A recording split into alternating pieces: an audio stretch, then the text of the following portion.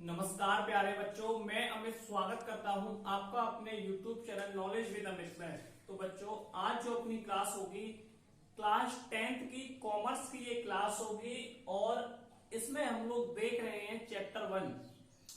तो ये पहले चैप्टर का सेकंड पार्ट होगा, यानी कि इस वीडियो ये जो पहला चैप्टर चल रहा है सेकंड पार्ट होगा और चैप्टर का नाम है अंतिम खाते। ठीक है, तो इससे पहले जो है मैंने कुछ करा दिया है आप लोगों को फर्स्ट पार्ट में, आज हम लोग उससे आगे देख रहे हैं। तो लास्ट मैंने जो वीडियो थी वहां कराया था मैंने व्यापार खाता।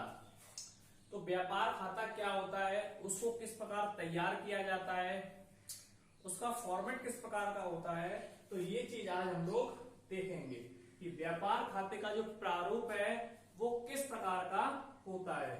तो सबसे पहले मैं कुछ स्लाइड्स लगा दे रहा हूं, वो आपको कॉपी में अपनी में उतारनी है। ठीक है, उस स्लाइड्स को पहले आप लोग उतार लीजिए। ठीक है, इस प्रकार से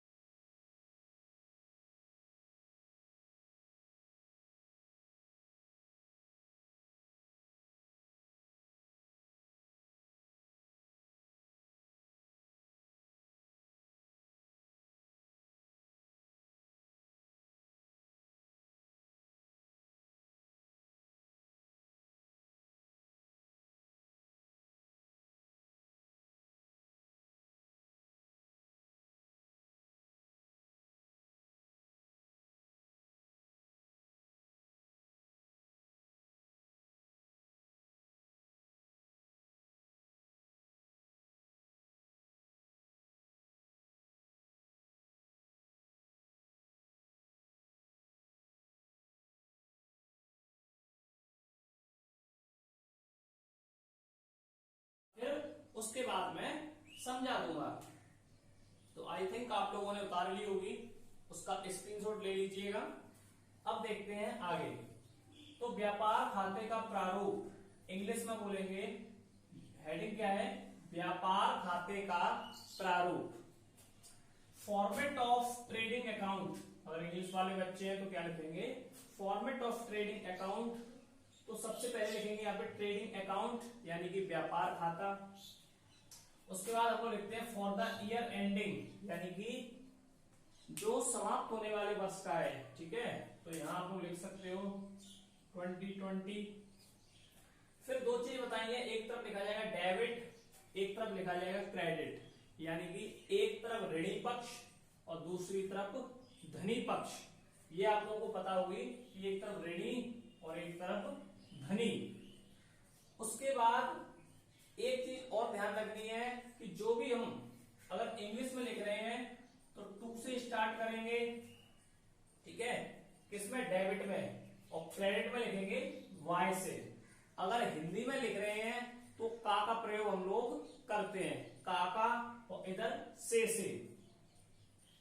चलिए, अब सबसे पहला कह रहा है कि पार्टिकुलर का मतलब होता है विवरण। ये जो पार्टिकुलर है, हिंदी वाले बच्चे तो याद लिखेंगे विवरण। अमाउंट का मतलब होगा धनराशि। अमाउंट का मतलब क्या है, धनराशि। पार्टिकुलर का मतलब वही विवरण, धनराशि।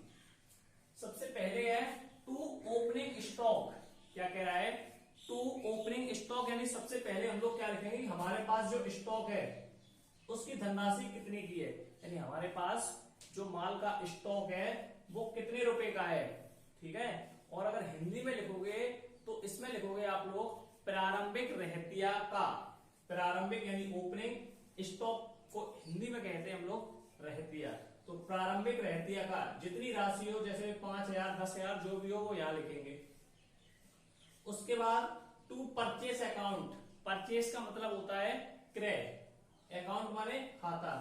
तो क्रय खाते से, क्रय खाते में कितने पैसे हमारे वो। उसके बाद परचेज रिटर्न, जो भी हमने माल क्या क्रय किया उसकी जो वापसी हुई, तो वापसी हमें यहाँ लिखनी है, क्रय वापसी, और कुल मिला के फिर हम लोग यहाँ पूरा टोटल इन दोनों का कर देंगे। इन दोनों का टोटल यहाँ लिखेंगे और वही टोटल फिर इस जगह पे आएगा। आगे to productive wages. Productive wages का मतलब है कि उत्पादन मजदूरी खाते से, कि जो उत्पादन हुआ है तो उसमें मजदूरी कितनी लगी है तो वहां लिखेंगे। To wages and salary account, यानी कि मजदूरी और वेतन खाता, सैलरी माने वेतन और वेजेस माने मजदूरी, तो मजदूरी और सैलरी खाते में कितना पैसा गया। To freight account, to freight account यानी कि ढुलाई या भाड़े का, फ्रेट माने हुआ ढुलाई, माल की जो ढुलाई होती है या जो भाड़ा वगैरह लगता है उसका account. Coal gas and water account, coal माने जो होगा हमारा क्या होगा कोयला, गैस और पानी का जो अकाउंट है, यानी ईंधन, गैस और पानी का जितना भी पैसा हमारा खर्च हुआ वो चीज यहां लिखी जाएगी। To carriage inward, to carriage inward यानी कि आवक भाड़ा खाते का, हिंदी में कहेंगे इसे आवक भाड़ा, यानी कि माल जो आया तो उसके, अब जो कोई माल आएगा तो उस पे भी तो भाड़ा लगेगा, तो वो अकाउंट। लास्ट में सबका हमें यहाँ पे टोटल लिखना है, और भी है वो मैंने स्लाइड्स लगा दी है आप लोगों को, वो स्लाइड्स यहाँ उतारनी है फॉर्मेट में, ये तो मैंने समझाने के लिए आधा ही उतारा है, ठीक है। अब हम लोग क्रेडिट पे आते हैं, तो क्रेडिट पे क्या लिखना है, सबसे पहले by salary account, by sales account, sales यानी कि विक्रय खाते से, तो विक्रय खाते में पहले जितने रुपए हैं वो लिखने हैं हमें यहाँ, ठीक है। उसके बाद सेल्स रिटर्न, कि हमने जो सेल्स की या हमने जो विक्रय किया वो विक्रय हमारी वापसी हुई तो वापसी का, फिर ये दोनों, इन दोनों को हमें जोड़ के यहाँ लिखना है, और जो यहाँ पैसा आएगा वही पैसा हमें इस जगह पर लिखना है। आगे by closing stock, closing stock मतलब क्लोज माने बंद करना, यानी कि अंतिम, स्टॉक माने रहतिया, रहतिया यानी अंतिम रहतिया, अंतिम रहतिया हमारे पास कितना है उसे लिखना है इस जगह पर यहां। फिर बाय ग्रॉस लॉस सीडी, यानी कि ग्रॉस लॉस का मतलब होगा कि सकल हानि, सकल हानि यानी कि हमें जो लॉस हुआ वो कितने पैसे का हुआ, ठीक है। Transferred in profit and loss, ठीक है, या तो हमें प्रॉफिट हुआ या हानि हुई, यानी जो हानि लाभ वाला जो खाता है वो आगे समझाऊंगा, तो हानि लाभ वाले खाते का हमें यहां लिखना है, और लास्ट में टोटल यहां करना है और इसका इधर करना है। दोनों के अगर पैसे बराबर आ रहे हैं तो हमारा जो खाता है वो अच्छी तरह कार्य कर रहा है, और अगर पैसे बराबर नहीं आ रहे हैं तो वो जो हमारा खाता है वो अच्छी तरह से नहीं चल रहा है, ठीक है। तो इस प्रकार ये जो आपका खाता है ये तैयार होता है। अब हम लोग थर्ड देखते हैं, लाभ हानि खाता। अगला जो रहेगा लाभ हानि खाता। अब हम लोग देखते हैं तीसरा जो खाता है लाभ हानि खाता। तो ये जो लाभ हानि खाता है इसे हम लोग बोलेंगे profit and loss account. Hindi में कहेंगे लाभ हानि खाता, इंग्लिश में कहेंगे इसे प्रॉफिट एंड लॉस अकाउंट। तो ये जो प्रॉफिट एंड लॉस अकाउंट है, कौन सा प्रॉफिट एंड लॉस अकाउंट है, ये क्या होता है, तो सबसे पहले मैं इसकी जो है परिभाषा दूंगा, उसको आप लोगों को समझाऊंगा। उसके बाद ये जो खाता है इसका प्रारूप कैसा होता है उसके बारे में बताऊंगा। तो सबसे पहले देखिए क्या कह रहा है कि व्यापार खाते से, कौन से खाते की बात की जा रही है ये आपको ध्यान रखना है विशेष। व्यापार खाते से सकल, सकल का मतलब होता है सारा, क्या होता है सारा मतलब ऑल। तो व्यापार खाते से सकल लाभ अथवा हानि, यानी कि हम जो व्यापार कर रहे हैं तो व्यापार खाता जो है, अब व्यापार खाते के अंदर हमें क्या हो रहा है, या तो हमें लाभ हो या फिर हमें हानि हो रही हो। भाई अगर कोई व्यापार कर रहे हैं तो हमें दो ही चीज होगी, या तो प्रॉफिट होगा या लॉस होगी। ऐसे ही अगर तुम पढ़ रहे हो तो आपके साथ भी दो चीजें होंगी, या तो आप पास होगे या फिर आप फेल होगे। ऐसे ही अगर कोई व्यापार कर रहे हैं तो या तो आपका फायदा होगा या फिर आपको नुकसान होगा।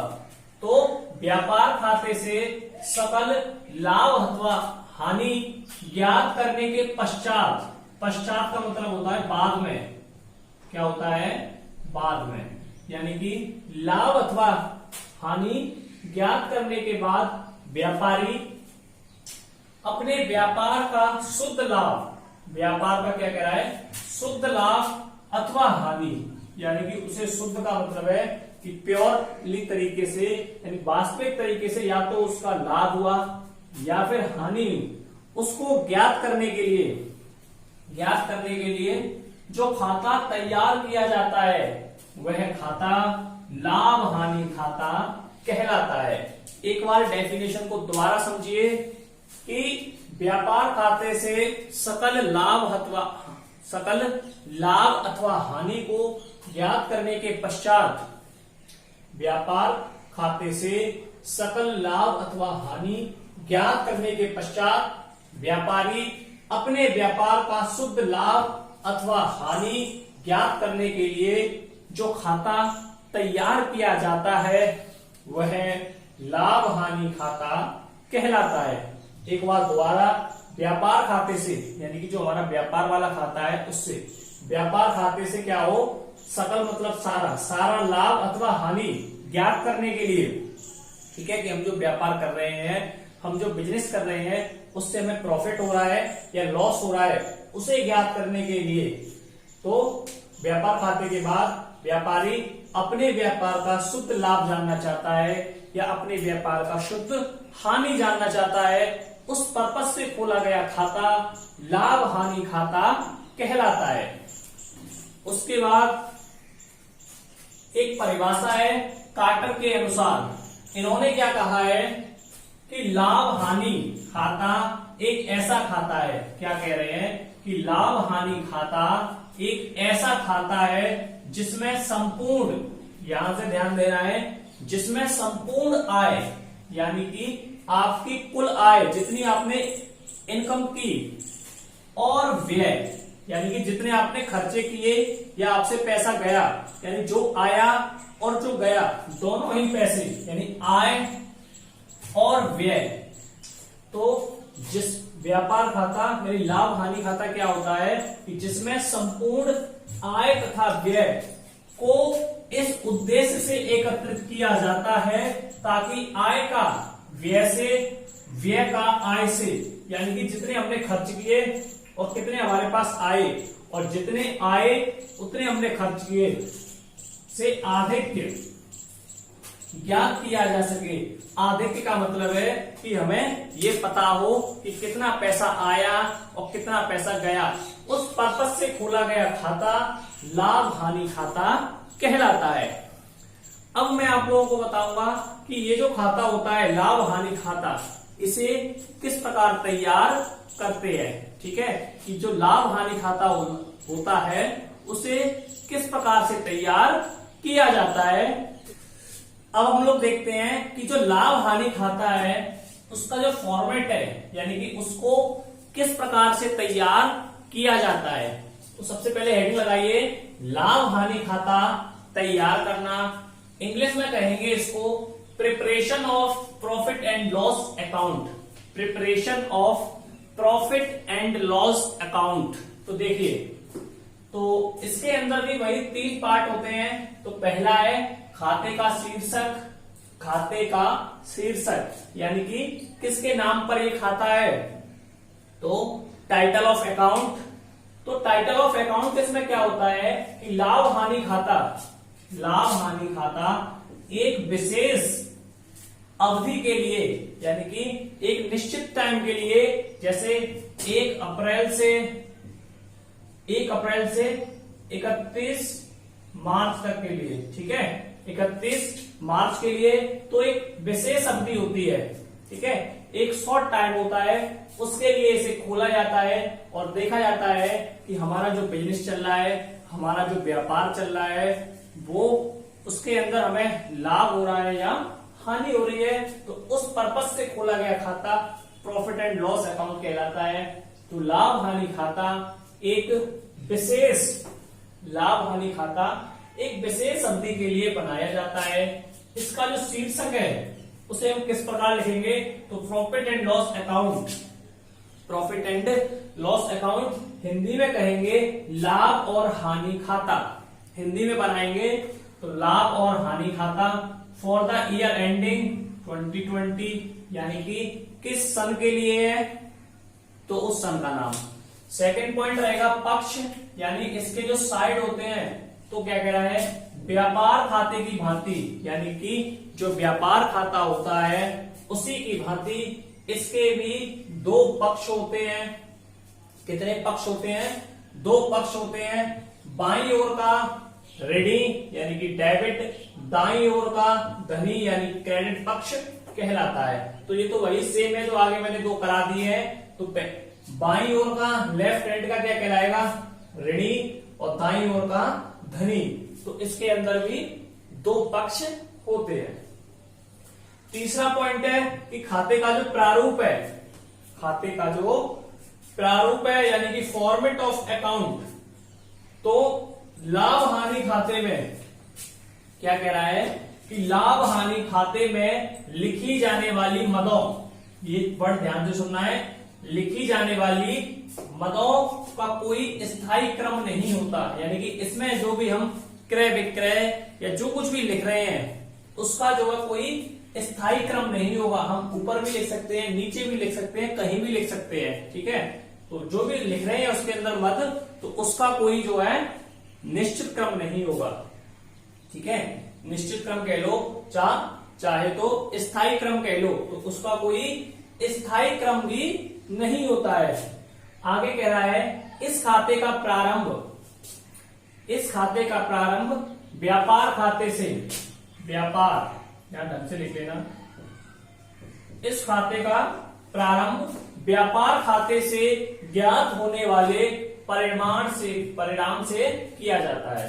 यानी इस खाते का जो प्रारंभ होगा, यानी इस खाते की लाभ हानि वाले खाते की जो शुरुआत होगी, तो जो हमारा व्यापार खाता होता है तो उसका जो परिणाम आया, यानी कि उसका परिणाम क्या आया, उसके ऊपर इसको तैयार किया जाता है।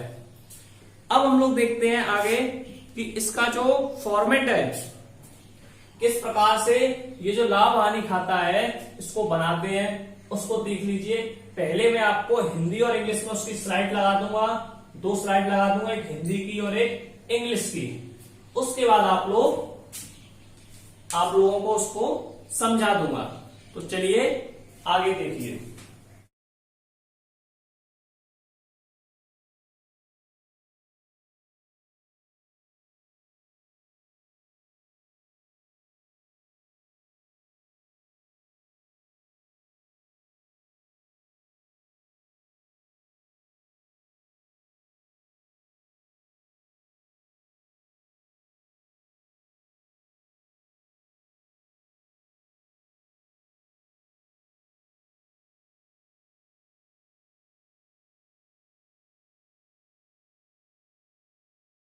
तो अब हम लोग देख रहे हैं लाभ हानि खाते का प्रारूप, ठीक है। लाभ हानि खाते का प्रारूप, तो इससे पहले मैंने जो आपको दो स्लाइड्स यानी कि हिंदी की और इंग्लिश की दोनों की स्लाइड्स लगा दी हैं। आपको वहां से पूरा फॉर्मेट उतारना है, इसको आप लोगों को नहीं उतारना है। ये बस मैंने समझाने के लिए उतारा है। आपको उतारना जो बैक में गया है उसे उतारना है। हिंदी में चाहो तो हिंदी में उतार लेना, इंग्लिश में चाहो तो इंग्लिश में उतार देना। मैं समझा दोनों ही लैंग्वेज में दूंगा आप लोगों को, और उतारना आपको कोई एक पड़ेगा। तो जैसे प्रॉफिट एंड लॉस अकाउंट, यानी प्रॉफिट यानी कि लाभ, एंड हानि यानी कि लाभ और हानि खाता, लाभ और हानि खाता। तो सबसे पहले तो हम इसे लिखेंगे फॉर द ईयर एंड, यानी कि साल जो हमारी खत्म हो रही है 2020, तो यहां हम लोग साल लिखेंगे। उसके बाद आप लोगों को पता है कि डेबिट एक तरफ, क्रेडिट, ठीक है, एक तरफ डेबिट और दूसरी तरफ क्रेडिट। उसके बाद पार्टिकुलर, पार्टिकुलर का मतलब होगा विवरण, ठीक है। उसके बाद अमाउंट, अमाउंट यानी कि धनराशि, पार्टिकुलर यानी कि विवरण, और अमाउंट यानी धनराशि। तो सबसे पहले डेबिट में दे रखी है to gross loss. Gross loss का मतलब होता है कि सकल हानि, यानी मैं टोटल हानि कितने रुपए की हुई वो हमने यहां लिख दी। टू ग्रॉस लॉस यानी कि सकल हानि, यानी सारी, यानी कुल मिला के जितनी भी हानि हमें हुई है वो सारा लॉस हमने यहां लिख दिया।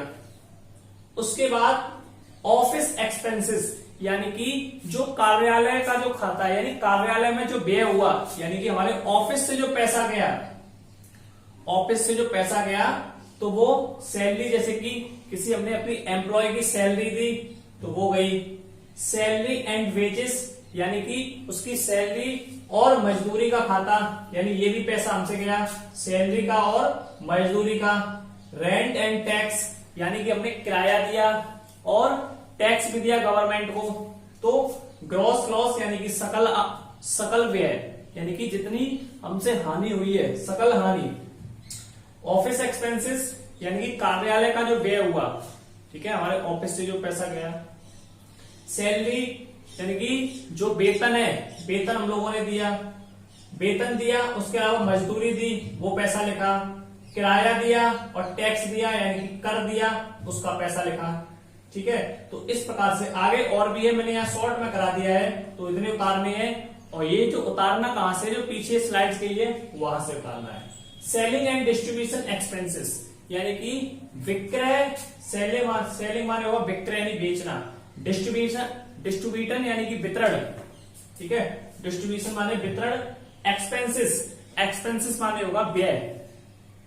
तो हमने कोई माल को बेचा, उसे डिस्ट्रीब्यूट किया, तो उसपे भी खर्चा आया। भाई कोई माल जब खरीदेगा, जब कैरेज आउटवर्ड का मतलब है कि हमने जो भी माल वहां भेजा तो उसके लिए जो गाड़ी गई, ठीक है, तो किसी अपने माल से हम जो गाड़ी को वहां भेजेंगे, अपने पैसे से माल जाएगा, तो वो पैसा। एडवर्टाइजमेंट, आप लोगों ने देखे होंगे कि जो विज्ञापन देते हैं या होर्डिंग वगैरह लगाते हैं या टीवी वगैरह में ऐड निकलवाते हैं या अखबार में जो ऐड निकलवाते हैं, तो वो एडवर्टाइजमेंट का भी पैसा आएगा। आगे ले तो कमीशन खाते का, यानी किसी को कमीशन देके भी हम लोग काम करवाते हैं, तो वो भी पैसा यहाँ आएगा। उसके अलावा दलाली खाते का, यानी कोई और भी देता है तो उसको भी पैसा यहाँ आएगा। तो यानी कुल मिला के यहाँ वो चीज आएगी, वो पैसा आएगा जो हमसे गया। अब आगे देखते हैं, तो यहाँ क्रेडिट में, यानी जो पैसा हमारे पास आया, तो ग्रॉस प्रॉफिट का मतलब होगा क्या, कि सकल आय, ठीक है, सकल आय जो हम आगे ले जा रहे हैं, हमारे पास इतना पैसा है, उससे आगे शुरू कर रहे हैं।